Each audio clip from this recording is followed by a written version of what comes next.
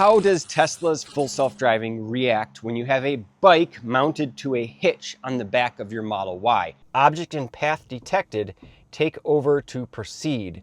So it's trying its best. Rear view camera occluded, full self-driving may be degraded. So it does see something. Oh, and now we get a message, take over immediately. I've never tested this out, but I'm very, very curious. If you are into biking and you like to have bikes, but you also want to have those automated features, not quite sure how it's going to respond. Now, when the bike rack is up and you're backing up out of a garage, for example, manually without any full self-driving, the sensors, particularly the camera, detects that there's an object there and it will tell you that there's an issue. It will say stop, in fact, on the screen. So it is aware that there's something mounted in the back here. Now this is a third party, a Kuat, a bike rack mount. This is actually more expensive than the bike rack mount from Tesla's website, but this gives you a little bit more versatility. It's a little bit lighter, and in my opinion, it's a little bit better than the Tesla rack. We initially tested the Tesla bike rack, and it basically grips the bicycles right up in here, but then the bicycles swing, and it was awkward, it was heavy, it just wasn't ideal. So I will throw a link in the description if you're interested in getting a bike rack and you don't have one already. But I'm gonna test 3 scenarios. One where the bike rack is up and kind of stowed away. That's where the sensors kind of go crazy, moving out in reverse. And the second scenario is with a bike on it. And then the third is with a bike off of it. But both of those, the bike rack is going to be down into this kind of mounting position. Now, I'm particularly curious to see how it responds when I'm parking, using park assist, auto park unavailable, camera obstructed. So there now it allows us to turn it on, auto park ready. Interesting. We'll try it here. Auto park canceled immediately. And getting to the final destination, if it has to do a 3-point turn, anytime when it's using this camera to go in reverse. So let's test this and find out how it responds. Okay, I'm ready to take off. We're gonna put it into reverse. There you can see the bicycle, and watch what happens as I go in reverse. It's going to think that something is there the whole time. Watch this here.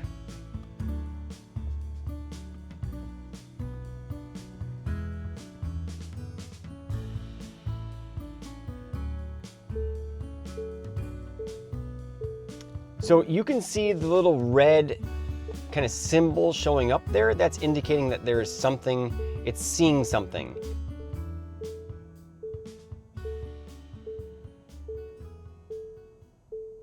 So as you could hear, it was making a beeping sound indicating that there is something in the way. There is an obstacle. It thinks that I'm very close to hitting something, but it's not close enough where it's giving me an error. Now, if I had another bicycle mounted right in the front, I would be seeing a stop symbol here. And I'll show you later when I bring the bike rack mount up, it will say stop. So it's very specific that there's something close to the car and it's going to hit something.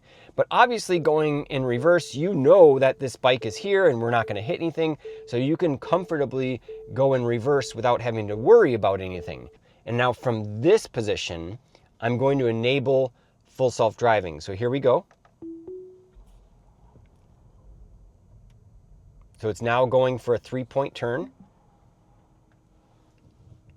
And here it's object and path detected, take over to proceed. So it's trying its best to get out of this area. It's now going in and going forward. It sees this car here, so it can't really do much. Object and path detected, take over to proceed. So as I suspected, it is not able to go in reverse. It's going to try its best. Here it's going to go back in reverse, and object and path detected, take over to proceed. So that is an issue. We cannot actually go in reverse. There is no setting in here to say, hey, I have a bike rack on my car. So this is perhaps an area for improvement for Tesla to have a setting for when you're using a bike rack. Okay, now we're going to enable it going forward and see if it has any issues. Here we go. It says object and path detected, take over to proceed. But that was for behind me. Now this camera is going to be all over the place. I don't have my mounts here today, unfortunately, with me. So let me see if I can make this screen a little bit easier for you guys. It looks like it's handling it just fine going forward. So the car is going down this road, no issues whatsoever. But let's fast forward here and see how it handles the parking situation.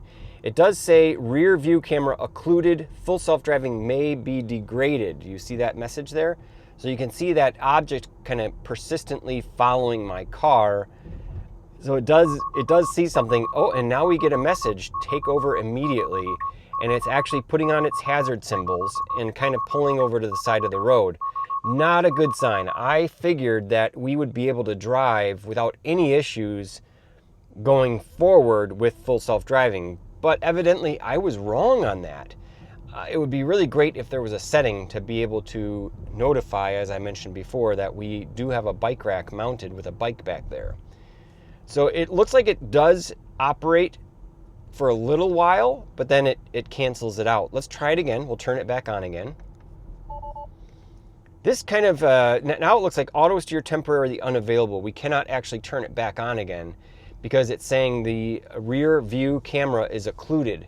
So that is a real shame that we cannot use full self-driving with a bike rack. One way, if you have never tested this before with full self-driving, is if you get a message like that, you can start full self-driving again, but in order to do that, you need to actually put the car into park. So let me do that real quick here. Just taking a look, making sure no one's behind me. And we're going to come to a stop here in the middle of the road. Yes, there's some cars coming. They're on the other side of the road, though. I want to make sure that anyone coming up behind me has a clear view of my vehicle here before I do this. So there's no hills in the way, in other words, is what I'm trying to say. So here we go. I'm going to now put it into park. I'm going to hold it. There we go. And now we put it back into drive by putting on the brake pedal and then sliding up. And now it should give us the ability to turn it back on again. It should be able to, oh, we get the message immediately. Full self-driving unavailable. Rear view camera is occluded. So it looks like it will not allow us to turn it back on again at all, even if you put it into park. Very interesting. We'll test the self-parking here, the park assist, see if the auto park works, and then we will do another small experiment here before we head back.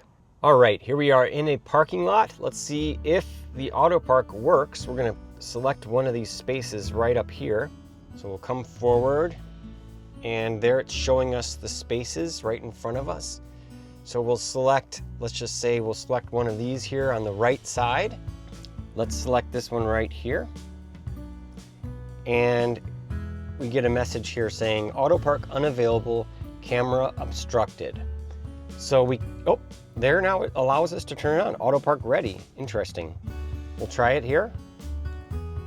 Auto park canceled immediately. Let's see, it's telling us there's a message. Full self-driving unavailable, rear view camera occluded. Well, we already know that. We're trying to park here. Let's see if we go forward. We get an alert here. So it automatically opened up that alert menu. We'll just pull that down, and it looks like these spaces aren't even showing up anymore. So that's interesting that they showed up in the first place. Your destination will be on the right. Given that it already knew that it was occluded. All right. Very interesting. What I'm going to do is put it into reverse. And we'll see if any of these spaces show up here again. We're getting the beeping sound. Okay, so everything is manual here. I'm curious if Autopilot will work, to be honest with you. I'm not sure how that feature may or may not work. So let's test Autopilot heading back over to the residential area here.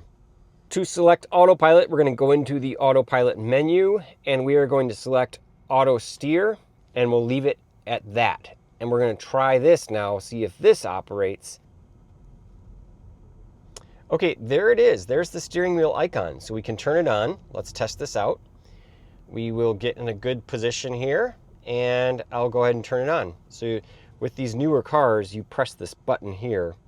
There's no drive stalk. So it looks like it is on. It's enabled. And let's wait for the light to turn green, and it will just follow the car in front of us. It appears to be working without any issues, which is a good sign. Autopilot appears to work just fine. So good news for those who just have Autopilot. You can still use Autopilot with a bike rack mounted in the back of your car. Okay, so next what we're going to do is take the bike off and basically mount the rack so that it's up. And that's kind of like the stowaway position. And normally it's a lot of work to kind of take the rack off the hitch and then put it back on. So generally speaking, people that are taking their car with a bike on it, they're going to leave that rack on. So the question is, if that rack is on and installed and kind of in the stowaway position, can you use full self-driving then? You obviously don't have that big bike, all the rack and stuff. I mean, it's not like as big of an obstacle. It's maybe a smaller obstacle. So maybe FSD will work. Let's try that. I will, at the very final stage, test with the bike rack down with no bikes on it. Very unusual situation. I can't think of any scenario where you would actually be driving with your bike rack down and no bikes in it. But and I also believe, my hypothesis is that FSD will work no problem in that scenario. So we'll test that as well just to finish off this video. Okay, so I took the bike off and I'm just going to show you what I mean by this. So I'm going to put the rack into kind of its original position here, just like that, and we'll put this down like this, and then essentially this goes up. I'm going to release it here. This goes up like this and kind of locks in place. So that would be the standard kind of travel position. But as you can see, the camera right there, it technically isn't obstructing the camera. Now the Tesla bike rack goes straight up. There's like a pole in the middle, and it will definitely be blocking that. So this is a little bit, I would say you have better chances of using full self-driving with this type of bike rack. But let's test it out and see what happens. And it says, be attentive, keep your hands on the wheel, and it's now trying to go in reverse. But look at that, we get a message, object in path detected, take over to proceed. Now the steering wheel is moving. It's actually trying to go somewhere right now, and there is some noise due to the friction with the steering column. So it's trying its best to go in reverse, but it's not able to because of the bike rack. So it forces me to take over. I'm going to step on the brake pedal. Now it's disengaged. I'm still in reverse. So watch what happens now that I go in reverse manually. You see how it says stop? It detects that we're really, really close to some sort of obstacle. So it has no awareness that this is a permanently affixed unit on the back. Now this car, you can hear that? So this car has a hitch on it, and it would be really nice if there was something in the settings that detected or had something to do with the hitch. But I went through all of these settings and I did not find a single thing related to a hitch anywhere there, except for trailer mode. I take that back. Always enable trailer mode before towing a trailer. Trailer mode disables or restricts certain vehicle functions, including some driver assistance features. Do not enable trailer mode when not towing a trailer. Right there, okay, that I'm not going to turn that on because it probably changes the dynamics, some vehicle dynamics, and I'd rather not play around with that. Please refer to the owner's manual. And then obviously with a trailer, I'm assuming maybe someone could comment in the comments section, if you've tested full self-driving with a trailer. I would assume it's the same as having a bike rack on your car. So that is, with the exception of that, there's no other setting in here that I was able to find for a bike rack or a hitch or anything like that. So here we go. I'm going to go ahead and enable full self-driving.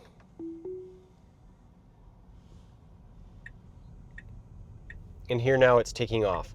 So let's see how far we can get. It says pay attention to the road. Let's see how far we can get now before it complains.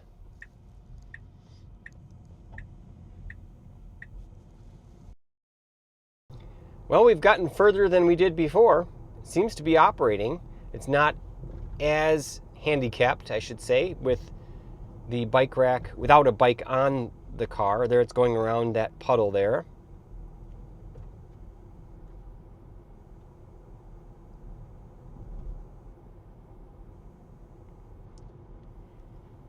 There's a squirrel right here.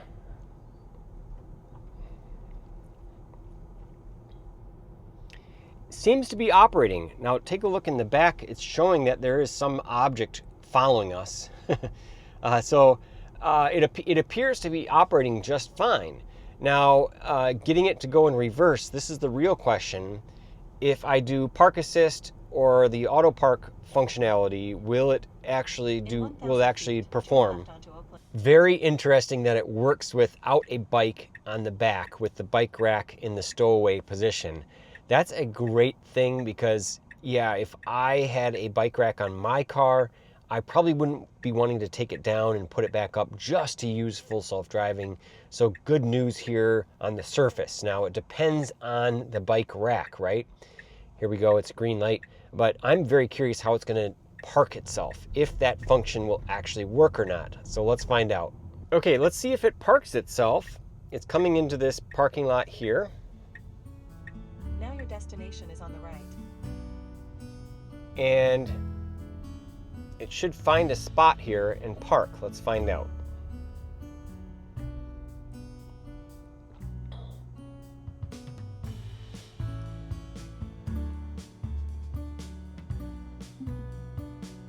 Okay, or it will just stop right at the front door. I guess it's not going to find a spot. Okay, we're gonna go into drive and we're gonna tell it to do an auto park here. And again, you can see that it's showing some object right behind my car. That little red, orangish shade of color there. And you can see all these spaces showing up there on the left. So I'm gonna select one of them. Let me make this full screen. I'm going to select, let's say, this spot here and say start. See what happens. Auto park canceled. Immediately cancels it. Weird. Okay, it won't even let me turn it on. Yep, it's not even letting me park. Let's go forward here. What I'm going to do is put it into park, put it back into drive, and hopefully... Oh, there we go. Okay, so let's select a spot here, try it again, park. It just immediately cancels the operation. So it's not letting me park the car at all. What I'm going to do is go around and try to force it to park by orienting it so that it doesn't need to do like a 3-point turn, if you follow what I'm saying. I'm just going to kind of get it in a position to go directly in reverse. All right. Here we go. We're going to go back, and there's the spot right behind me. Now again, as soon as I get off of these parking spaces here, that's when I can turn it on. So I'm lined up really well. It's telling me to stop because it sees that rack, but I am perfectly lined up, as you can see. Now, sure enough, it doesn't let me select the one that's right behind me. Why not? That would be ideal. Okay, so there's no cars around me like there were before, so it's not as big of a deal. I'm just going to select this one here and see what happens. It immediately cancels it. Auto park canceled. That seems to be the default. Yeah, you have to get off of the parking spaces for it to work. So there we go. It's nice and lined up. We're ready to go. Auto park in progress. Press brake to cancel. Okay, now it's actually doing it. Let's see what happens here. A car just went in front of us. What is it doing? This is kind of making me nervous now. It's actually going in reverse, but it's doing something really strange.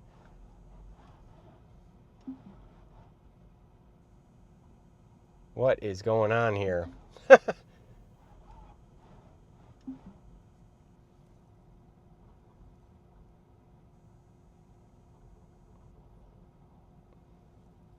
It's trying to go in reverse. Oh, now it's moving. It's actually moving in reverse. So it's able to go in reverse a little bit, but it's really awkward with these cars. And this is just a little bit too uncomfortable for me because we have someone coming up right in the front of us and they're kind of really confused as to what's going on here. And this lady's like, what in the world? I'll try to get her in the camera here. So she's really, really confused at the moment. And that is actually her car. So yeah, I would be confused as well. I'd be like, what in the world is this guy doing? Oh no, she's in the red car there over on that side. Yeah, really strange. So I'm not sure why it went so far forward to get that spot behind. But now we have someone coming up behind us. I'm just creating a lot of confusion here in this parking lot. Try it one last time here. Go in reverse, come off of these spaces. Initially, I thought I had to actually put it into park to re-enable the auto park, but I think it's just a case of getting off of the spaces. No, it's not. So yeah, once it cancels, it looks like you do have to put it into park to re-engage the feature. And boom, they all light up. Okay, perfect. Look at this. It's right here. So this should work. Ooh, the steering wheel went like, I mean, it's like really rough on the steering wheel for some reason when you do that. So it just doesn't like that it has a bike rack on there. So it is what it is. Auto Park's not going to work with a bike rack on your car. Now we know that. The last test is taking this and pulling it down. I'm gonna bring this all the way down like this. So now it's not in the way of the camera. So let's see how this operates.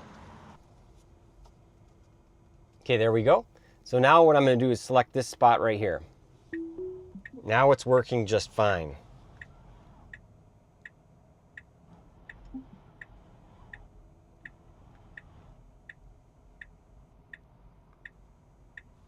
So because I have that bike rack, I'm a little bit uncomfortable with the space behind my car. So I'm going to take over here and just get out of here. So yeah, very, very kind of uncomfortable situation with a bike rack parking with Auto Park, because I don't think it knows how far back that bike rack goes.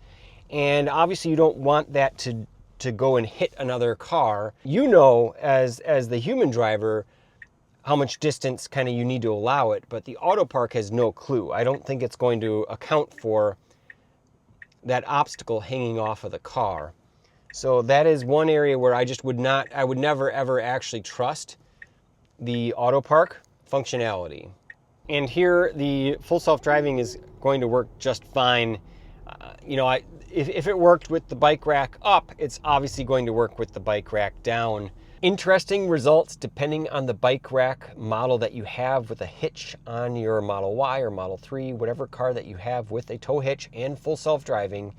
Full self-driving will probably not work with a bicycle attached.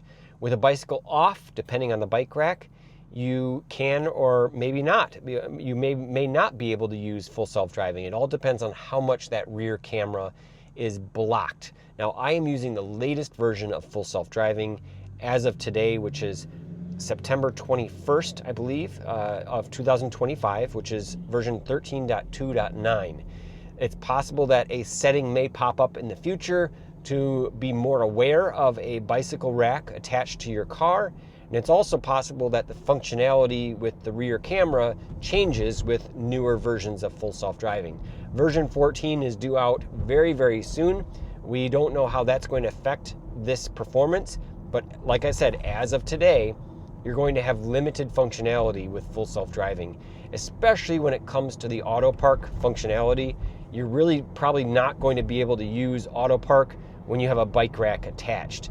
And I know that's kind of painful for some people that are, you know, they want to have a bike rack on the back of their car, and they also want to have those automated features.